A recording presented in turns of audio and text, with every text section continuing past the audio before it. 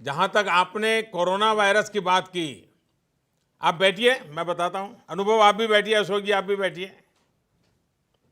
जहां तक आपने कोरोना वायरस की बात की, तो ये सही है कि बहुत से लोग इसे लेकर बहुत चिंता में है।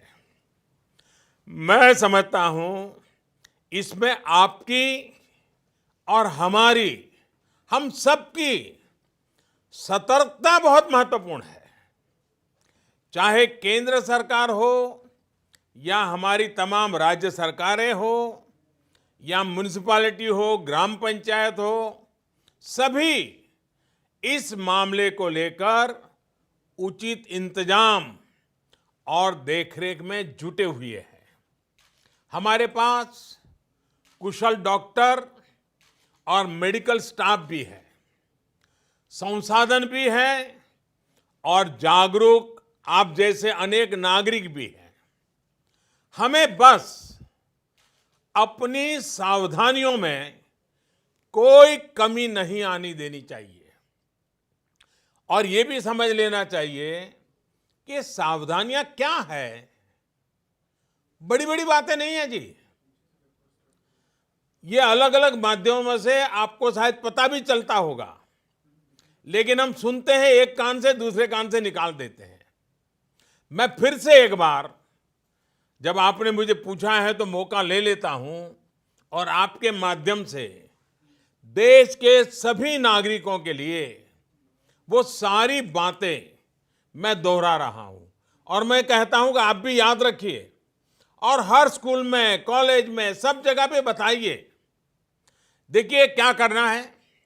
एक तो हमें बिना जरूरत के कहीं इकट्ठा होने से बचना होगा और दूसरा, हमें बार बार जितना हो सके अपने हाथ धोते रहना चाहिए और बराबर सफाई करनी चाहिए। अपने चेहरे को, अपने नाक और अपने मुंह को बार बार छूने की हमारी जो आदत है, अब थोड़ा उस आदत को बदलना होगा।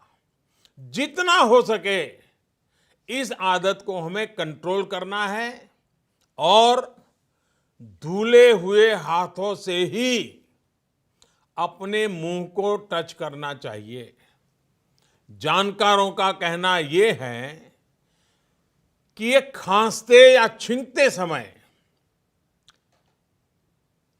जो छींटे निकलते हैं, सांस के साथ ऐसे छोटे छोटे छोटे बिंदु निकलते दिखते भी नहीं है, उसमें जो भी संपर्क में आता है उसे ये फैलता है। ऐसे में जिस भी चीज पर ये छींटे गिरते हैं उसमें ये वायरस कई दिनों तक जीवित रह सकता है। इसलिए बार बार साबुन से हाथ धोना बहुत जरूरी है। एक और आदत हमें जरूर डालनी है। अगर खांसी और छींक हमें आती है तो कोशिश यही करनी है कि दूसरों पर इसके छींटे न पड़े और जो कपड़ा या रुमाल हमने छींकने के समय इस्तेमाल किया होता है उसे भी दूसरों के संपर्क में न आने दें। साथियों, जिन जिन लोगों को ये संक्रमण हुआ है उनको तो जरूरी निगरानी में रखा ही जा रहा है, पूरे वॉच में रखा जाता है। लेकिन अगर किसी साथी को शक होता है कि वो किसी संक्रमित साथी के संपर्क में आया है तो उसको बहुत घबराने की जरूरत नहीं है। अपने मुंह को मास्क से ढक करके या किसी बड़े कपड़े से ढक करके सबसे पहला काम करना चाहिए, किसी न किसी नजदीकी अस्पताल में चेक करवा लीजिए। ये बहुत जरूरी है। परिवार में जो बाकी लोग होते हैं उनको भी इन्फेक्शन होने की आशंका ज्यादा होती है। ऐसे में उनको भी जरूरी टेस्ट करा लेने चाहिए। ऐसे साथियों को मास्क भी पहनने चाहिए, ग्लव्स भी पहनने चाहिए और दूसरों से कुछ दूरी बना करके रहना चाहिए। मास्क पहनना है या नहीं पहनना है, इसे लेकर जानकारों की अलग अलग राय है, लेकिन ध्यान यही रखना है कि खांसते या छींकते समय जो हवा निकलती है, उसके साथ जो छोटे छोटे बारीक ड्रॉप्स निकलते हैं, ड्रॉपलेट्स, वो दूसरों पर न जाएं।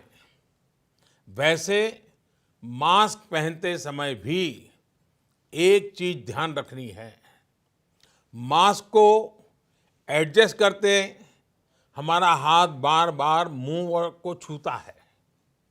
इससे बचाव की जगह इन्फेक्शन फैलने की आशंका बढ़ जाती है। साथियों, ऐसे समय में अफवाहें भी तेजी से फैलती हैं। कोई कहता है ये नहीं खाना है, वो नहीं करना है। कुछ लोग 4 नई चीजें लेकर के आ जाएंगे कि ये खाने से कोरोना वायरस से बचा जा सकता है, ढीकना करने से बचा जा सकता है। मेरी सभी देशवासियों को प्रार्थना है, मेहरबानी करके इन अफवाहों से भी बचना है। आपको कुछ भी लगता है, जो भी करें, अपने डॉक्टर की सलाह से ही करें। हम स्वयं डॉक्टर न बन जाए। और हाँ, पूरी दुनिया आजकल नमस्ते की आदत डाल रही है। अगर किसी कारण से हमने ये आदत छोड़ दी है, तो हम भी हाथ मिलाने के बजाय इस आदत को फिर से डालने का भी मैं समझता ये उत्तम समय है। नमस्ते करके ही एक दूसरे को ग्रीट करना चाहिए। तो मुझे विश्वास है कि छोटी छोटी बातें हैं, शायद डॉक्टर लोग भी आपको यही बताएंगे। आप भी सबको यही बताइए। डरने की जरूरत नहीं है, भय पैदा करने की जरूरत नहीं है, अफवाह फैलाने की जरूरत नहीं है।